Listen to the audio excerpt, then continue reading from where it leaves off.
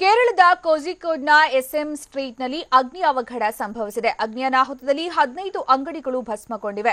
10 ಅಗ್ನಿಶಾಮಕ ವಾಹನಗಳು ಸ್ಥಳಕ್ಕೆ ದೌಡಾಯಿಸಿವೆ. ಸಾವು ನೋವಿನ ಬಗ್ಗೆ ಯಾವುದೇ ವರದಿಯಾಗಿಲ್ಲ. ಇನ್ನು ಬಟ್ಟೆ ಅಂಗಡಿಯಲ್ಲಿದ್ದ ಸಿಲಿಂಡರ್ ಸ್ಫೋಟಗೊಂಡು ಅಕ್ಕಪಕ್ಕದ ಅಂಗಡಿಗಳಿಗೆ ಬೆಂಕಿ ಆವರಿಸಿದೆ ಅಂತ ಹೇಳಲಾಗ್ತಾ ಇದೆ. ಅಗ್ನಿಶಾಮಕ ಸಿಬ್ಬಂದಿ ಬೆಂಕಿ ನಂದಿಸೋದಕ್ಕೆ ಹರಸಾಹಸ ಪಡ್ತಿದೆ.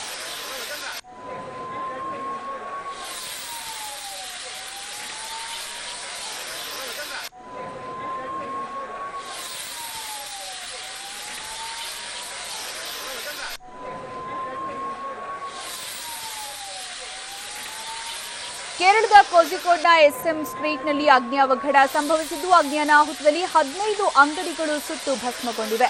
10 ಅಗ್ನಿಶಾಮಕ ವಾಹನಗಳು ಸ್ಥಳಕ್ಕೆ ದೌಡಾಯಿಸಿವೆ. ಸಾವು ನೋವಿನ ಬಗ್ಗೆ ಯಾವುದೇ ವರದಿಯಾಗಿಲ್ಲ.